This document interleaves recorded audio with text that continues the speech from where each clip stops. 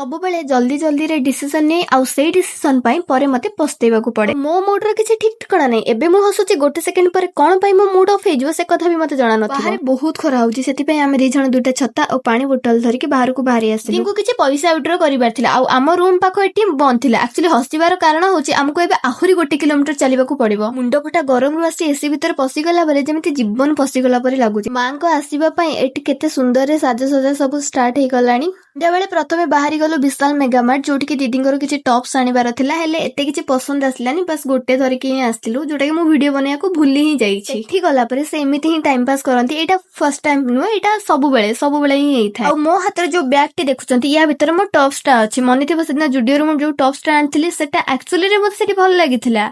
Billing भी मु करे कि नहीं आस्तिली कोन पई के जानी रूम को आसला परे मते बिल्कुल भी भल लागिलानी। आ मो मूड एकदम कचरा हे गला। सेति पई मु आज जाइथली एक्सचेंज करिया पई।